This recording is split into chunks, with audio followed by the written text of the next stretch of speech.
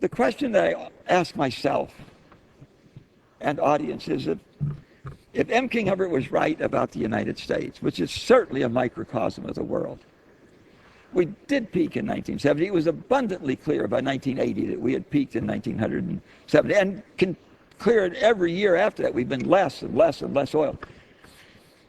Why wouldn't the United States be a microcosm of the world? And he had predicted the world would be peaking about now. Why wouldn't we have done something about that? Why have we continued to behave as if gas and oil and coal were forever, that they would never run out? What we want to do now is to rush out to our public lands, to offshore, to ANWR, and to drill. And I asked them, if you could drill ANWR tomorrow, what will you do the day after tomorrow? And there will be a day after tomorrow. I think about that. I have 10 kids and 16 grandkids and 2 great-grandkids. They're going to be there the day after tomorrow. We're leaving them a huge debt. Check my voting records, not my fault. But we're leaving them a huge debt. And I asked, wouldn't it be nice if we left them a little oil? And they smile, and the next minute they're saying, would you vote to drill in ANWR? No, I won't. Or in our public lands, or offshore, until you commit to me that you will use every bit of energy you get from those sites to invest in alternative energy. Because we've now run out of surplus energy. If we had any surplus oil, it wouldn't be $115 a barrel a day today, would it? So I will vote to drill there when I have a commitment that we're going to use all the energy we get there and invest it in the development of alternatives. The next chart is a detailed chart of our production and decline. Here's what M. King Hubbert predicted of Texas and the rest of the United States. And then we've learned to get some gas from natural gas liquids. And huge find in Alaska, big find in the Gulf of Mexico, just a blip in the slide down the other side of Hubbert's peak. The next chart shows some projections of what we will find in the future. Now, although with really good techniques and we have gone out there to a lot of incentives. We've gone out there to look for the last remaining oil deposits. And we've found less and less and less as time goes on. What this curve does, by the way, is kind of smooth out those big bars we saw before. Kind of smooth them out. And here we are at this point, and they were projecting how much more we were going to find. And we don't have time, but there's a really interesting metamorphosis that took place here.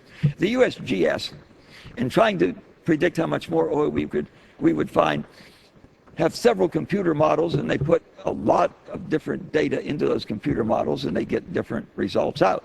And they've run many, many simulations, and they put all those simulations on a chart, and they get the mean of those simulations, and they think they're putting in good data, so they should be getting out good data. So they take the mean of those, and they say that's the most probable amount of oil that we will find. So somehow that F for frequency, maybe it was a bad font, but somehow it showed up as a P or probability when it got to EIA. And then they make some bizarre applications of statistics.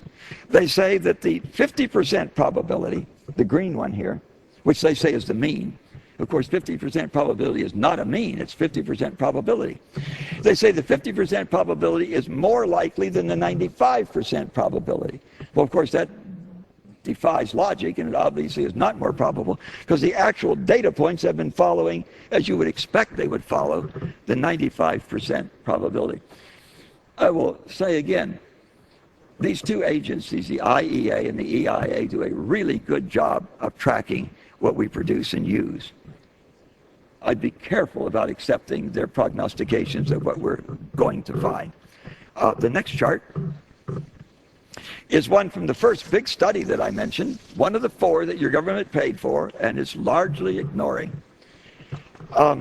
This is called the Hirsch Report, done by SAIC, a huge international, very prestigious scientific engineering organization. I've highlighted this phrase because it is so shocking.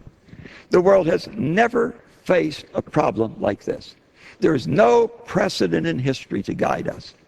We have never faced a problem like this. You cannot go back in history and find any problem that will help you decide how you're going to get through this. And the world has never faced a problem like this. The next chart.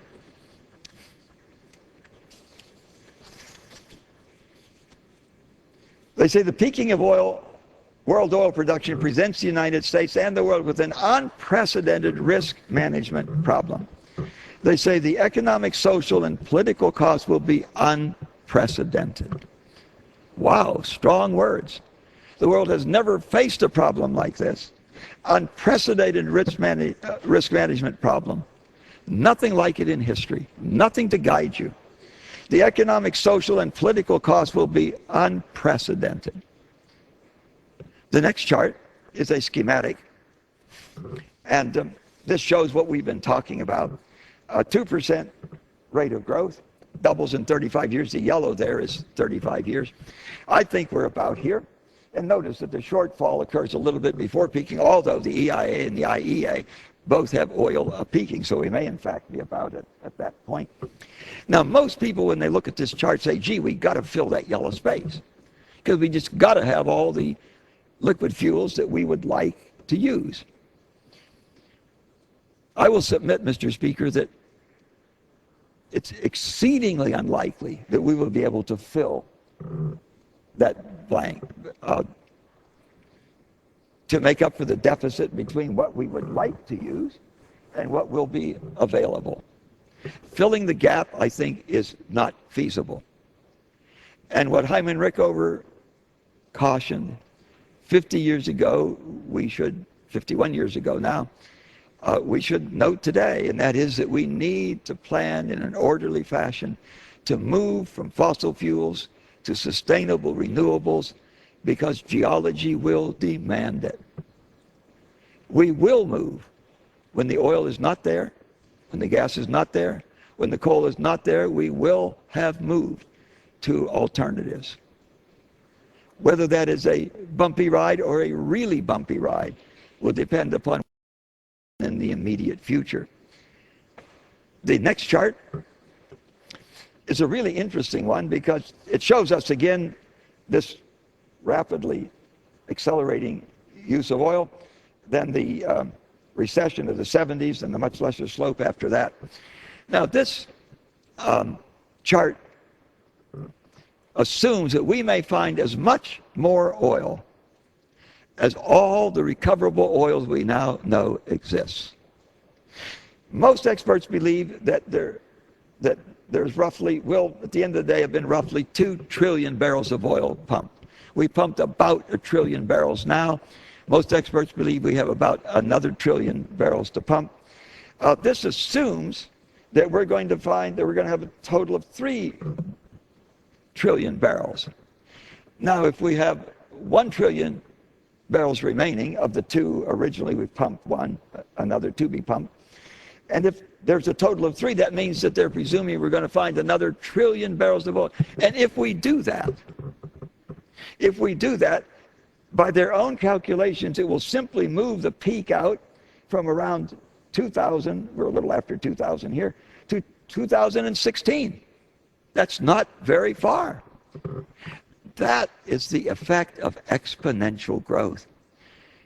During the Carter years, during the Carter years, every year we used as much oil, every decade we used as much oil as had been used of all of previous history. That is a stunning statistic. Thank goodness for those oil price spike shocks and the efficiency that resulted from that. Else we would be in a really troubled world today. Because what that means is if you use as much each decade as you use in all of previous history, when you have used half of the world's oil, which is where we are, then you would have 10 years of oil remaining. Now, we've slowed down. So if you do those calculations, the 88 million barrels a day a trillion barrels remaining. That comes out to roughly 30 years. Now, it's not going to be 30 years of constant production and fall off a cliff, because it's going to be harder and harder to get, more and more expensive, getting less and less each year, no matter what we do.